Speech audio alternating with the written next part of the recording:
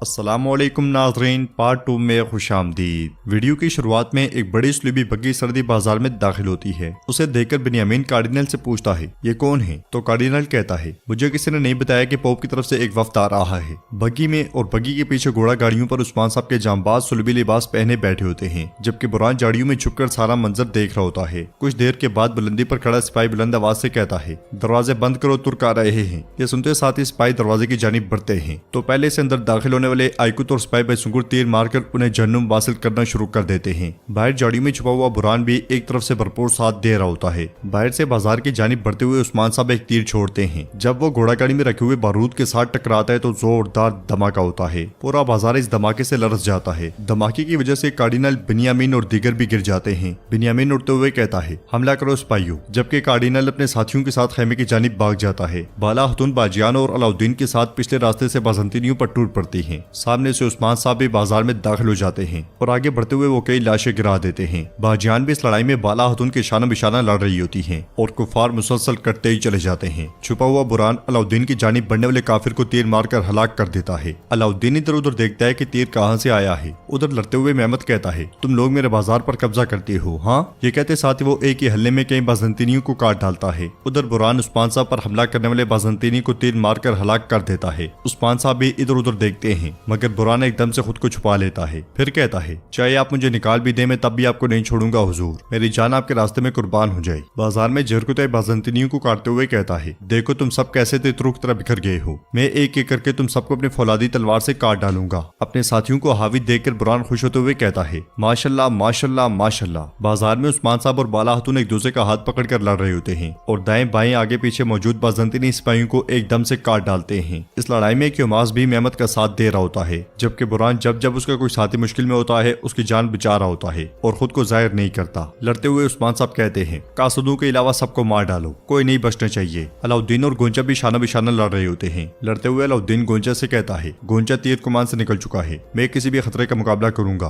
तो गोंचा कहती है, फिर मत रुकना, जब तक तीर अपने निशाने तक ना पहुंचे अलाउद्दीन मत रुकना। बुरान भी अपनी कार्रवाई को जारी रखते हुए बाला हतून की जानिब बढ़ने वाले दो काफिरों को मार डालता है। लड़ते लड़ते उस्मान साहब और बिन्यामीन आमने सामने आ जाते हैं और बिन्यामीन कहता है, काश हम तुम्हें पहले कत्ल कर देते उस्मान। तो उस्मान साहब कहते हैं, क्या वाकई? इसका मतलब कासदों की जिंदगी तुमसे ज्यादा अहम है ना? वैसे भी तुम बहुत जिंदगी गुजार चुके हो। ये कहते साथ ही उस्मान साहब उसकी टांगों पर तीर मारकर उसे घुटनों पर ले आते हैं और आखिर में कूदते हुए एक तीर मारते हैं जो उसकी गर्दन से आर पार हो जाता है। उसे मारने के बाद उस्मान साहब सरदारी खेमे की जानिब बढ़ते हैं। खेमे के अंदर कार्डिनल अपने दो साथियों और सिपाहियों के साथ मौजूद होता है। उस्मान साहब खेमे में दाखिल होते साथ ही दरवाजा बंद कर देते हैं और पलक झपकते ही हमला करने वाले तमाम काफिरों को मार डालते हैं। ये देखकर खौफ के मारे कार्डिनल के साथी पीछे गिर जाते हैं और कार्डिनल गुस्से से कहता है, अगर तुम हमें मारोगे तो पोप के सिपाही तुम्हारे टुकड़े टुकड़े कर देंगे। यह सुनकर उस्मान साहब उसे एक जन्नाटेदार थप्पड़ दे मारते हैं और कहते हैं, खामोश रहो खामोश, हमारी जमीनों पर तसल्लुत जमाया। तुम क्या समझते हो तुर्कों की सरजमीन लावारिस है? गोया ये काफी नहीं था कि तुम लोगों ने कुछ की तरफ बढ़ने की कोशिश की। फिर कासिद को दबोचते हुए कहते हैं, मुझे बताओ जहाँ तुम पैदा हुए यहाँ से कितना दूर है? कितने हफ्तों का फासला है? बताओ मुझे। तुम उन जमीनों में जंग ला रहे हो जिन्हें पहले कभी नहीं जानते थे, ऐसा है ना?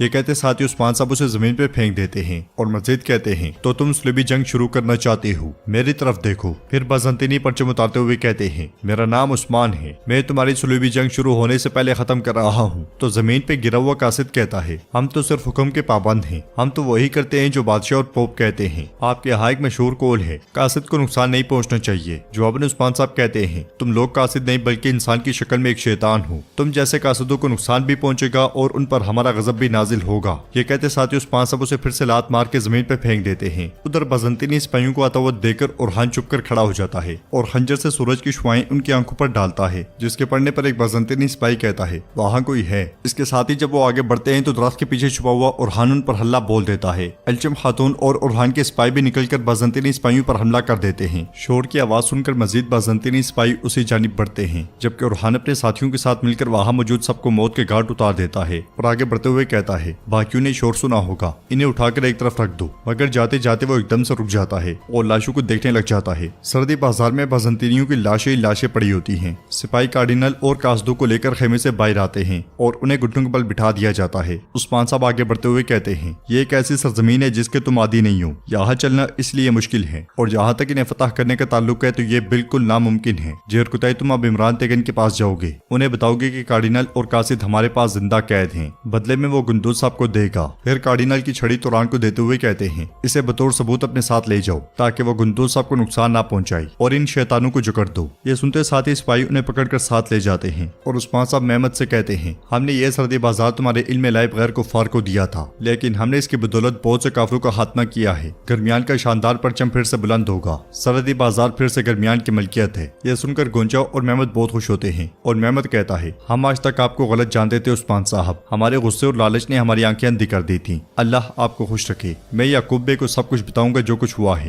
ये कहते साथ वो पुरजोश अंदाज में उस्मान साहब से हाथ मिलाता है। फिर उस्मान साहब सिपाहियों से कहते हैं, उलजैतों का सोना ले आओ सिपाहियों, हमने जो हासिल करना था कर लिया। ये कहते साथ ही उस्मान साहब आगे बढ़ जाते हैं और मेहमद अपने तेवर बदलते हुए कहता है, ले लो उस्मान, ले लो, जो तुम चाहते हो ले लो, लेकिन तुम नहीं जानते कि तुम्हारे साथ क्या होगा। अफसोस तुम्हारी हालत पर। दूसरी जानिब जंगल में अलचम और उरहान जमीन पे लेटे होते हैं, जबकि उरहान के सिपाही बाज़ंतीनी लिबास पहने उनके पास बैठे होते हैं। इसलिए में कुछ बाज़ंतीनी सिपाही वहां आते हैं और पूछते हैं, यहाँ क्या हुआ है? तो हसन कहता है, तुर्कों ने हम पर हमला किया और हमारे 3 फौजियों को हलाक कर दिया। उनके करीब पहुंचते साथ ही वो दोनों उन्हें काटना शुरू कर देते हैं। उरहान और अलचम खातून भी एकदम से उठकर बाकियों का काम तमाम कर देते हैं। लड़ाई के अख्ताम पर उरहान अलचम खातून से कहता है, मैं देख रहा हूँ कि हम जब भी काफिरों को मारते हैं तो आप बहुत खुश होती हैं, चलो अब हमें यहाँ से निकल जाना चाहिए। मगर उनके आगे बढ़ते साथ ही मजीद बाज़ंतीनी सिपाही वहां पहुंच जाते हैं और एक बाज़ंतीनी सिपाही कहता है, वो रहे तुर्क। उन्हें आगे बढ़ता हुआ देखकर उरहान कहता है, हम इन्हें जंगल में लेकर जाएंगे, वहां इन्हें एक एक करके मारेंगे, चलो। ये कहते साथ ही जब वो आगे बढ़ते हैं तो बाज़ंतीनी सिपाही बुलंद आवाज से अपने साथी से कहता है,